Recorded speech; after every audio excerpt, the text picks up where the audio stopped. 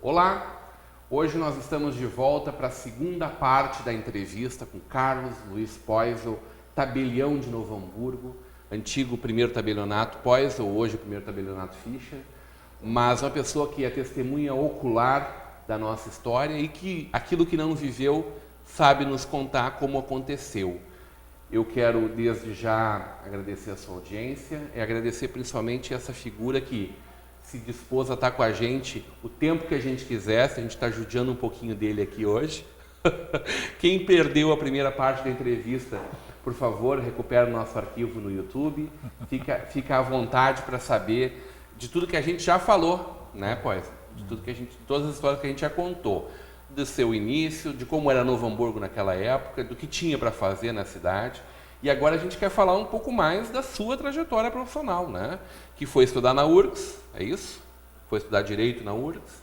E aí, voltando de lá, formado, foi convidado a fazer parte do tabelionato de Novo Hamburgo, da viúva do primeiro tabelião da nossa cidade, né? Sim. Em 27 nós tivemos a emancipação, logo foi instituído um tabelião que era o adjunto, na verdade, eu acho que de São Leopoldo. O falecimento dele assumiu a sua viúva e o senhor foi convidado a trabalhar com ela como uma pessoa que pudesse, de pronto, dar talvez sequência no trabalho que era realizado, é isso? Fiz um bom resumo dessa história? Quase perfeito. Então, por favor, aperfeiçoe ele ainda mais um pouco. O senhor depois acabou trabalhando lá, fazendo o concurso para ser tabelião, foi classificado em primeiro lugar para assumir o segundo tabelionato de Novo Hamburgo, que já existia desde 33. Tô sabendo bem dessa coisa? Sabe demais. Tá bem. Mas, como ela já estava em vias de se aposentar, ela convidou que o senhor assumisse e fosse o segundo, na verdade o terceiro tabelião, mas desse primeiro tabelionato de Novo Hamburgo. Não foi tão simples assim, Imagino mas é uma coisa não, particular, né? Não precisamos entrar em detalhes. Mas se a história é boa, não deixa de perder. Alberto Miller, na época da emancipação, era o escrivão distrital de Novo Hamburgo. Os distritos, os municípios na época, tinham os escrivães distritais incumbidos do registro de nascimentos, casamentos, óbitos, e também lhes foi atribuído a função notarial, para que as pessoas do interior, as dificuldades de comunicação na época não permitiam às vezes que as pessoas fossem seguidamente à sede do município, então cada distrito tinha o seu escrivão distrital. Maravilha. E quando foi da emancipação, foi um fato curioso que ocorreu. Alberto Miller achou que só pelo fato de ter sido emancipado o município, ele não era mais escrivão distrital. Automaticamente. E não é bem assim, né? Tem que haver um interregno para a substituição. Certo. E ele achou-se então incompetente para registrar nascimentos, casamentos e óbitos. E as pessoas tinham que se deslocar para Ivoti, Bom Jardim, na época, onde tinha também o escrivão distrital para fazer isso. Então, durante mais ou menos 2 semanas em Novo Hamburgo não houve registros. Os casamentos, os nascimentos eram registrados lá, aliás, muito poucos, né, na época. Certo. E óbitos, talvez nenhum. E casamentos, sim. Sei que houveram 2 casamentos que foram registrados em Ivoti por causa, digamos assim, esses pruridos que ele sentiu de não ter validade os atos que praticasse o Alberto Miller. Mas em seguida ele foi nomeado então tabelião e o serviço de registro passou a ser executado pelo escrivão distrital de Hamburgo Velho, Carlos Dienstbach. E ele veio a falecer, tinha como ajudante dele a esposa, Dona Emília Miller, que depois do falecimento ficou tabeliã interina por algum tempo e teve que prestar concurso para ser efetivada. Certo. Eu fiz. Mas é que havia mais pessoas interessadas em ser tabelião. Uma dessas pessoas que tinha um apoio político da época era Benjamin Altmaier. Então, o que fez o tribunal? Criou o segundo tabelionato em Novo Hamburgo. Foi uma questão política, então, a criação do segundo também. tabelionato. E Agradar ele, então, todo foi mundo. nomeado, também tinha feito concurso, foi nomeado como segundo tabelião. E Dona Emília continuou. O tabelionato da Emília Miller passou a ser o primeiro, então, para distingui-lo desse novo tabelionato. Então, fato curioso, tinha o escrivão distrital de Hamburgo Velho, que também tinha atribuições de notário, e mais 2 notários na sede, que Hamburgo Velho era um distrito de Novo Hamburgo, era um povoado separado. Hoje tem apenas 2 tabelionatos na cidade. Naquele tempo, na década de 1930, tinha 3. E hoje tem o de Lomba Grande também, sim, naturalmente. Né? Sim. Assim foi a história deste primeiro tabelionato. Como é que foi o convite para que o senhor fosse o... Eu estava recém-formado, a Dona Emília não tinha ajudante. Ela tinha uma sobrinha que trabalhava com ela como escrevente, tinha mais uma funcionária que ajudava, o serviço comportava, era facilmente executado por 3 pessoas na época. Hoje deve ter 60. Bem, na sua e época ela, já tinha bastante, então, né? como não tinha substituto, ela não podia se afastar do tabelionato. E ela queria gozar de umas férias. Então me convidou se eu podia, nesse interregno, nesses poucos 30 dias de férias que queria tirar, ser, como substituto dela, assumir o tabelionato. Eu aceitei. Ela me prometeu um salário, que eu vivia na penúria na época, né?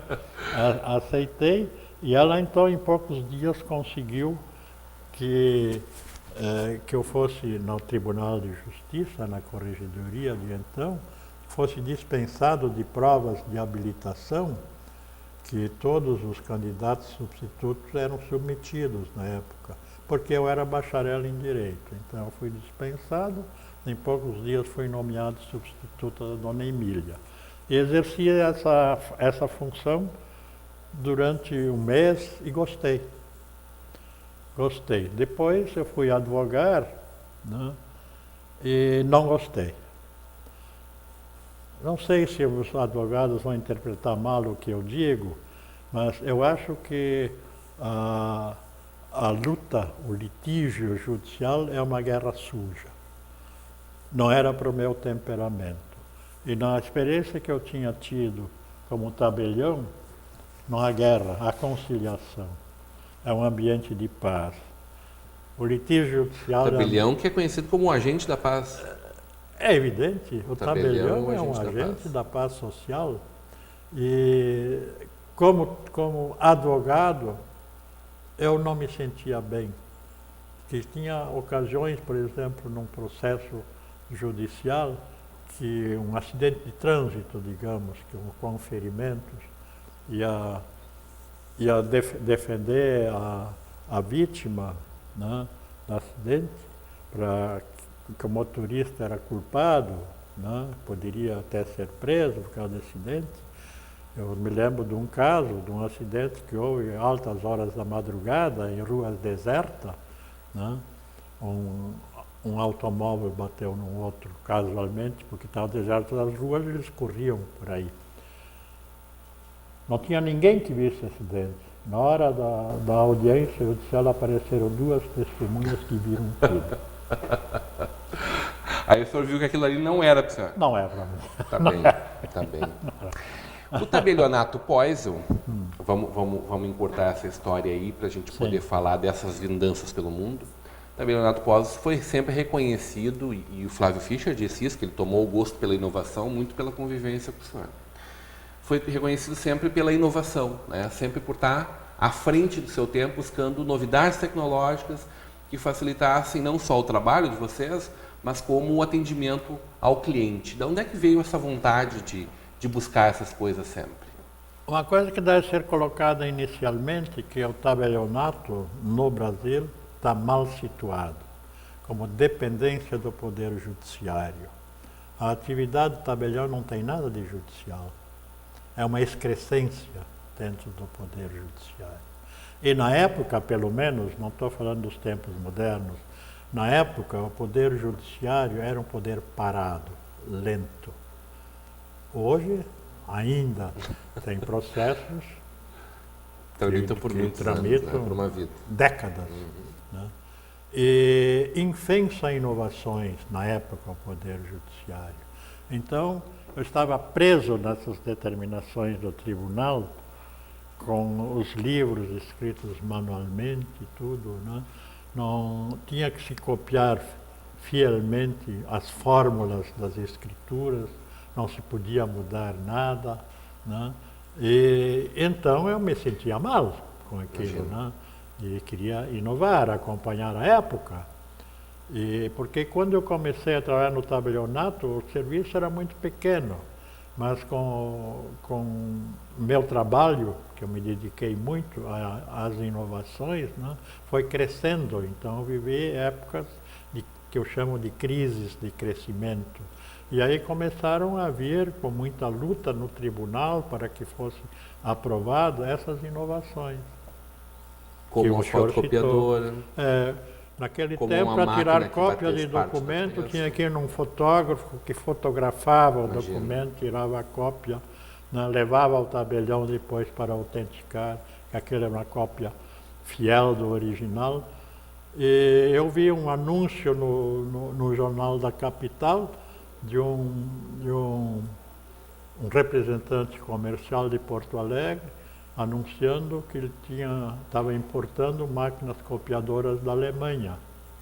Eu nem sabia que existiam máquinas copiadoras. Eu liguei para ele veio em seguida, fizemos negócio, assim surgiu. A primeira era só pôr o original na máquina e era com positivo e negativo na época, né? Tinha uma folha de papel negativo, sensível à luz, né, para fazer a copiadora. E saía úmida no Como tabelião, e tinha que secar depois. O senhor deve ter ouvido muita história para contar e muita história que provavelmente não possa contar também. Ainda tenho muitas histórias que eu não posso contar. Mas vai deixar um livro para depois? Não. Vai com o senhor. Não, são problemas familiares. Não. As pessoas vinham muito para o tabelião para conversar sobre tudo? Evidente. Aliás, pode-se dizer que já antigamente vinham os colonos do interior se aconselhar com o então escrivão distrital, que embora não tivesse formação jurídica, tinha experiência na coisa. Ele era um conselheiro, porque essa é a principal característica do tabelião, que poucos sabem, é ser conselheiro, assessor jurídico e conciliar problemas negociais e familiares. Essa história de reclamar para o bispo, então é mentira, é para o tabelião mesmo. Reclamar o quê? Para o bispo. Vai se queixar com o bispo. Não, vai se queixar com o tabelião. Né? É isso, então. As pessoas traziam os problemas domésticos e de negócios para o tabelião. E o senhor é uma pessoa que sempre gostou de ouvir? Solução. Sempre gostou de ouvir? Tinha prazer em ouvir e ajudar as pessoas? Fazia parte eu acho que a parte principal do tabelião é saber ouvir. E muita coisa que é falada, que as pessoas vêm contar, mentalmente o tabelião já vai achando uma solução para os problemas, dispensando o que é demasia e ficando apenas no essencial e transformando aquilo, então, numa escritura que vai compor as vontades das partes. Como é que foi essa escolha para o substituto do senhor? Apesar de ser concursado, né, ter feito faculdade de Direito e tudo isso, mas de certa forma o Flávio Fischer foi uma escolha do senhor, né? Foi um direcionamento que foi dado naquele tempo. O Flávio, quando guri, Ele era filho de uma família que tinha 12 irmãos. Ele foi um dos 12 irmãos. E eu tinha o tabelionato, então, onde hoje é o calçadão, e eu empreguei como office boy, fazia serviço de rua, quando menino de 14, 15 anos de idade. E depois, ele era estudante ainda na época, ele fez concurso para o Banco do Brasil, e eu não podia competir em salários com o Banco do Brasil, né? Certo. Então, ele comunicou que ia assumir o banco. Eu disse, tá bem, se não der certo lá, tu pode soltar, que tu levas jeito de tabelião. Isso, quando ele Isso ficou marcado na cabeça dele, porque ele contou exatamente essa então palavra eu vivi aqui. uma das crises que eu chamei antes de crescimento, que eu não dava conta de serviço, Sim.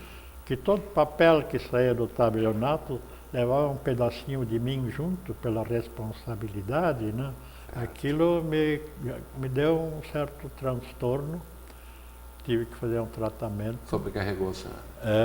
E a ordem do médico disse, ou você baixa a bola, né, no seu trabalho, ou vai parar numa casa de saúde. Então, eu fiquei refletindo em casa, digo, pô, estou me matando no serviço, estou me prejudicando, e não pode continuar assim. Então, fiz um plano de vida.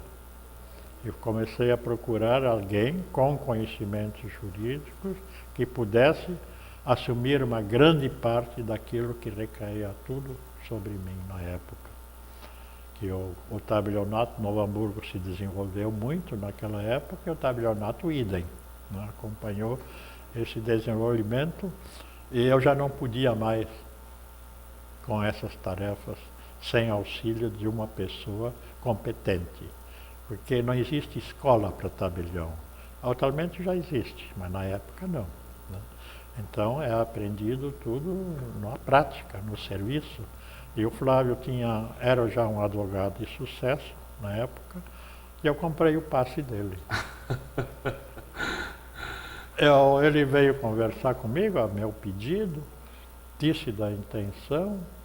Ele disse, tem que consultar em casa. Foi falar com o senhor Fischer, né, o pai dele, e ele disse, o pai disse que era para eu experimentar, e veio. E está aí hoje. E aí o senhor deu seu ciclo? Hoje ele é um profissional tabelião, também reconhecido internacionalmente, né? Integra a diretoria da União Internacional do Notariado, vice-presidente dela, né? Passa muito tempo em viagem a serviço do notariado mundial. Tá bem. Isso, de certa forma, encerra um ciclo para o senhor também, né? De ter feito um círculo completo e perfeito. O senhor vai me responder isso logo depois do nosso intervalo. Hoje, numa conversa de peso com o nosso tabelião, Carlos Poisel.